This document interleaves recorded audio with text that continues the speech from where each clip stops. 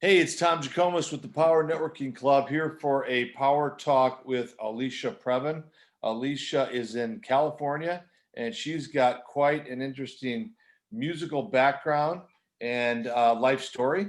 And we're excited to have you, Alicia. So welcome and please tell everyone your story. Thank you. Yes, I'm glad that you've welcomed me. I'm glad to be here. My name is Alicia Previn. Some people may have heard of the name Previn before. I have quite a story. I've definitely been told many times to write the book.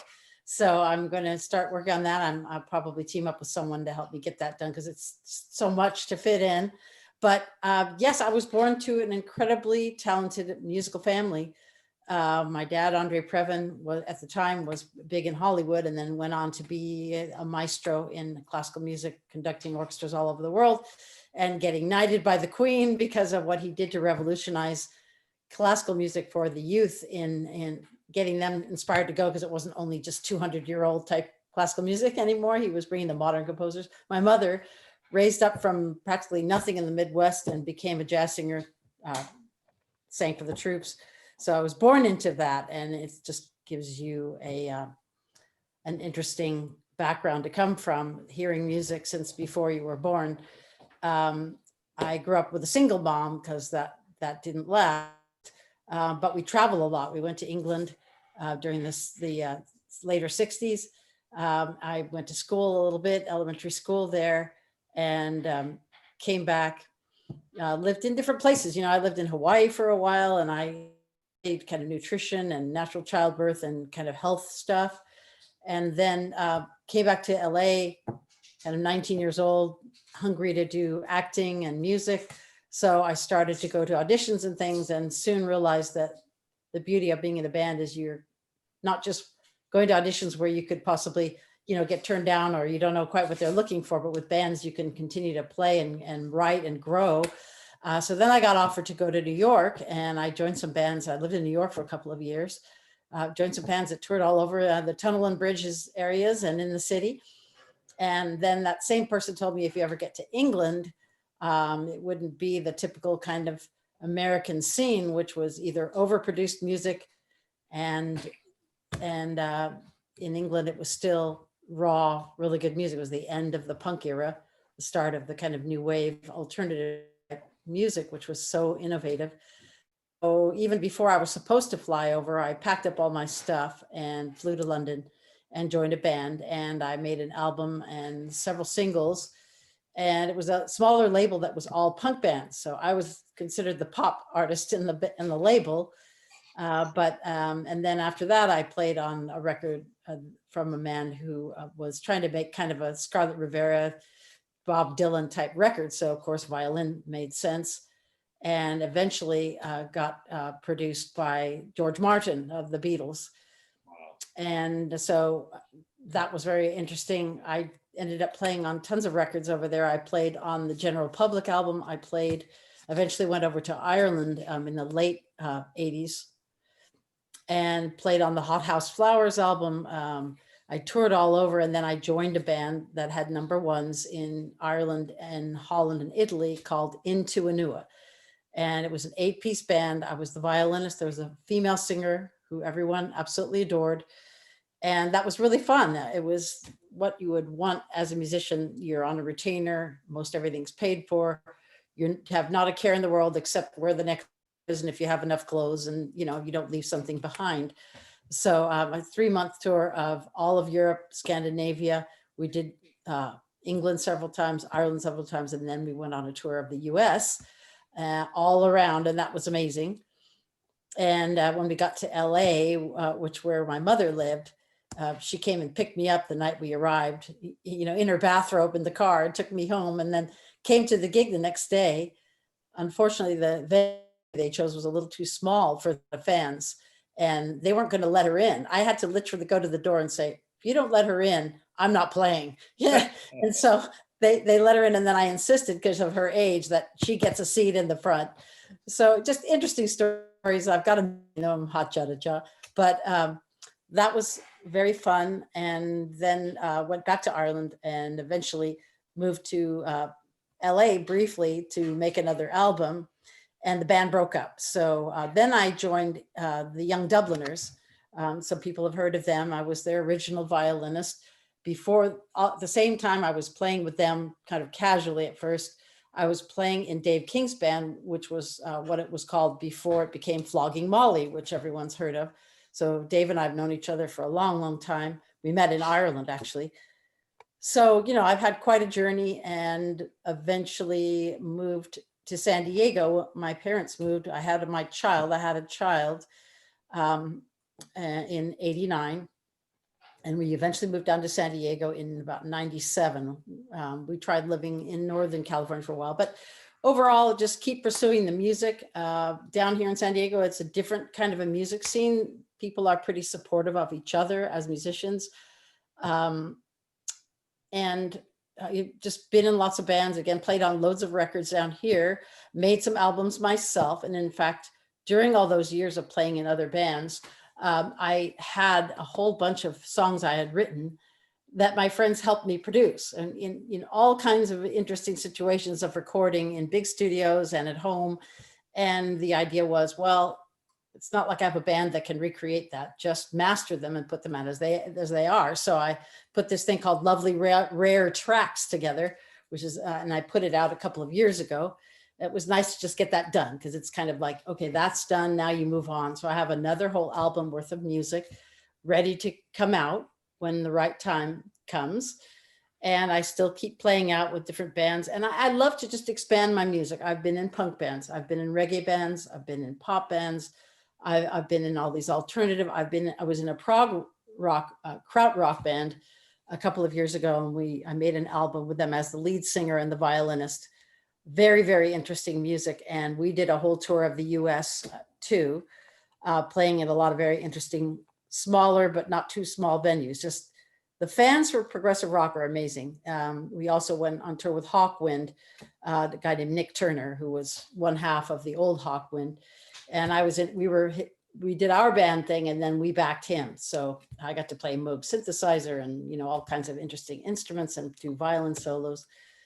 So just, eclectic. And then I've been part of this Irish community for so long, not only in the Young Dubliners in LA, but then when I lived in Ireland and I was living there before that, I met Irish musicians, and then I was in another band out of LA. So I've just kept gathering this repertoire of Irish music. And, so I do a lot of the Irish events here in San Diego, and that's wonderful. And then I had written this song about earthworms because I worked with a farmer for many years. I believe in sustainability and growing your own food. And like I said, I studied nutrition, so that meant a lot to me. And he just instilled this wonderful feeling for me about the earth and earthworms. So I write this song about earthworms, instead of it being a love song, it's a love song about earthworms. And as I was recording it, the person helping me said, he helped me realize I had enough information to write a book. So I drew some illustrations. I've had lots of art training during my schooling and in high school, and the equivalent of 2 years of college. I studied to be a teacher too, but that was just kind of a job. I never planned to be a children's book writer, but it just kind of evolved into writing a book about earthworms, having a narration where it has page turning sounds. So, and all of that, when to turn the page for young readers. Then I heard about stuff about the desert animals and how they need help, and we can do some things to help them. So that book came out. Then I got commissioned to write a bee book about bees. We know they're essential creatures. They are basically responsible for 30% of the food that we eat, and they're in trouble. And I wanted kids to know about that. And also each book has a practical application of what you can actually do, hands-on. So then this year, I finally put together another book that I illustrated and partially wrote way back in the late 70s, but it was so fantastic that I didn't really know what I could do with it. I kind of rewrote it and took the fantasy into something where it helps children cope that are told, well, sorry, we have to move, new school, new neighborhood, pack up your room, new friends, all that stuff. It's so stressful. And not only just moving, which I had to do a lot being a musician's daughter, but a lot of people have been through that. And what children and parents and everyone are going through right now with, the changes and the lockdowns and all these things, it's very stressful. And, you know, we're hearing a lot of really bad things as far as being able to cope. So this book takes nature and fantasy and helps children discover some tools like the girl Paradise. It's called What Paradise Found. Paradise is told she has to move, runs away, and goes through this event and comes out the other end with some skills to cope. So that's kind of brings us sort of up to date. That's as quick as I can go. I have other books I'm going to write. I think the next one's going to be about trees, because I know a lot of people that have been in that industry, and I'm going to gather different favorite trees of theirs and why, and what the history and the benefits and the features of all these trees, because there's just so many, and they all have all kinds of different properties besides the basic ones that we know about the oxygen and carbon dioxide exchange that we have as humans with them. I just feel like we're just going to keep going through nature, and I think that children will get a lot out of it. My mission is to help children in lots of ways, and one of them is, you know, children are taught a lot of things through screens, and you know, now that we're in the computer age, I didn't grow up that way, but you don't want children. You want children to understand what their earth really, how it works, and the tactile version of that. Rather, they're going to be on screens the rest of their life. So try and hold it off.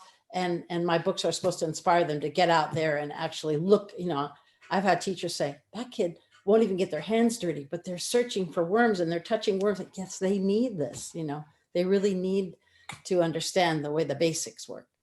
So I hope that's pretty clear overall. That's fascinating. I want to just ask you a couple of questions before we end. I know I love how your life's work is really in touch with the earth and helping to bring this information to the next generation. Earthworms, your fascination with earthworms. Can you just tell us quickly in a minute or two? Yeah, there's the earthworm book. Tell us the earthworm. or two. See, I couldn't tell you the value of the earthworm to the earth, but can you tell us? Absolutely. No, it's funny because for a while this was my first book back in 2009, a lot of people started calling me the worm lady, which is fine with me. And I even had to stand up for the book at one point because, you know, there's just so many things that they can do. They don't have eyes or ears or a nose. They just have a mouth, and they eat rotting garbage basically. And what comes out the other end is called living soil. It actually has a scientific name, which is humus. And that's what plants need to take up the nutrients they need. So most people, and I'm sure you, even when I told them about the book, it's like, well, aren't those just for fishing? Well, yeah, most people think about worms as just you put them on a hook and you catch a fish. But no, they do things that are just fascinating. And I'm not giving you hyperbole. Without them, there would not be civilization. If you follow any great civilization and any great gardens that you could mention from Babylon or you name it, earthworms are responsible. They are all over the world, and they travel as eggs on the bottom of our shoes, our horses' hooves, which means they probably went over on boats and ships. There's all kinds of different species, large and small, but the red wiggler is the one that is best to use. In my book in the back, I teach you how to make your own little worm box so the kids can participate. And what they call vermicompost is the castings that come out of the worm. Very easy to collect and put in your plants or your farm or your garden. You can buy bags of the stuff now. It's like this big revolutionary kind of composting, but it's been around since the beginning of time. So I'm glad earthworms are getting some recognition finally. But yeah, and they're both male and female. I mean, these are all concepts that I had to figure out how to express for children, especially this one is more designed toward very little children.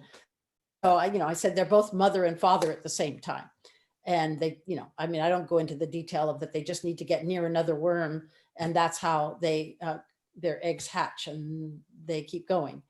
But they are fascinating. They're just fascinating creatures. Yeah, that's totally fascinating. There's more in here that you would learn even as an adult. So I've had adults tell me that. No, absolutely. And where do we find the earthworm book and all your books? Well, I'm glad you asked. So here is, did I drop it? So this is my website. It's aliciaprevin.com. simple, just my name.com.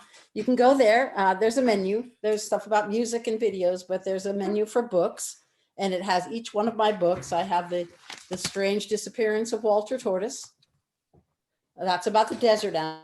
And then I got commissioned to write a book about bees. So this is Give Bees a Chance. We Need Them to Live.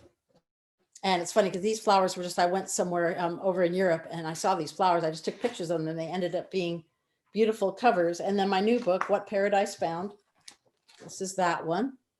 And we got a bestseller on it. So that was really good. Very nice. But if you go to the website, there's also another book menu called Book Music, because I'm a musician and I believe that there's a great, how did you learn your ABCs?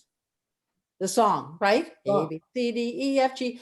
That's such a great way for everyone to learn. I mean, there's even songs to learn the Bible books or the apostles or whatever, but I wrote songs for each one of these books. And if you go to Book Music, the whole narration and music and everything that I originally made for this book that you can also get on CD is on there. And all you have to do is click on it. That's the CD that I used to put in the back of each book and mail it out. And I've had parents say that they had to take the CD out of the car because the kids wouldn't stop putting it in. They wanted to hear it over and over again, which is a good sign. Yeah. But the book music is there. Of course, I'm asking if you want to listen to the song for the tortoise is just, my son wrote some little ditty and it was so amazing. It sounded like an earthworm walking along. So I wrote lyrics and we figured it out together. But I'm just asking, donate $1 or however much you want for the single, for the 3-minute theme song and learn it. And that's it. I can give you the lyrics if you want. But all of the songs, Give Bees a Chance. If you actually go to my YouTube channel, which is also Alicia Previn, you can see lots of videos I have on there of different things, especially right now, playing for Santa, playing Christmas things for charity, Christmas music I love to do, and Irish music. But there is a video called Give Bees a Chance, and it shows bees doing their waggle dance, which I don't know if you know what that is. Do you? You ever heard of it? Okay, a bee waggle dance. Well, after a bee discovers pollen and somewhere, they go back to the hive and they do this little figure 8 dance while their butts wiggle and all the bees gather around close. And what they're doing is giving the exact coordinates, longitude and latitude of where they just came from, where the other bees can go get the nectar and the pollen that they need to feed their families. They're just incredible. They're worth doing everything we can to save the bees. And again, I have some instructions on how to plant certain flowers and things that they like, not to use certain pesticides and whatever. There's lots of factors that bring their immune systems down and make them susceptible to diseases and mites and things like that. So that's where you can find all my books and book music as well. And what my events, when they eventually happen again, I will be posting them again. Yeah, that's fascinating. And it's ironic. I just bought my raw unfiltered honey today.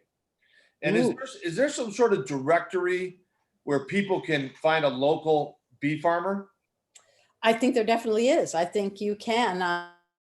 There are bee societies in every city. And when I first came out with this book, I looked it up. I sent messages. I got the one here in San Diego.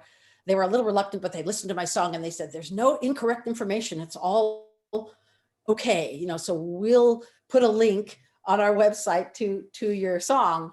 Yeah. So there, and my friend, I have a friend here in San Diego, Encinitas bee, and I helped him do a lot of live bee removals. That's the other really good thing is there's a lot of beekeepers now that will go and take out, if you get an infestation of bees, which happens, they have to find a new place, a new queen and all that. And they'll just go into a vent or an attic, or they'll find some place. And sometimes you don't want that, but there are beekeepers that will come and remove them. And I helped them. I put on the suit. He would smoke them. And he had this special, very gentle vacuum that would go into a 5-gallon bucket. And we would fill that up. And then he would take out the part of the honeycomb that's the brood, the part that's the pollen, and the part that's the honey. And, if you look up beekeepers or the bee societies, beekeeping societies in your local area, you should be able to get information. Sometimes these bee societies have bees that you can adopt as well. You just need to have the right kind of equipment, and they'll help you find that as well. Wow. That's really, really fascinating. Well, I'd love to talk all day, and we certainly could, but we're going to wrap it up for now and look forward to the next talk with you. Alicia, thank you so much for your time. Thank you, Tom, so much. And everyone, have a great time and a Merry Christmas. So we're Happy Hanukkah too. Happy holidays. And all of your books and music are on aliciaprevin.com, and we will link that and promote that all year long. Thank you, Alicia. Very much. Okay. Bye for now. Bye-bye.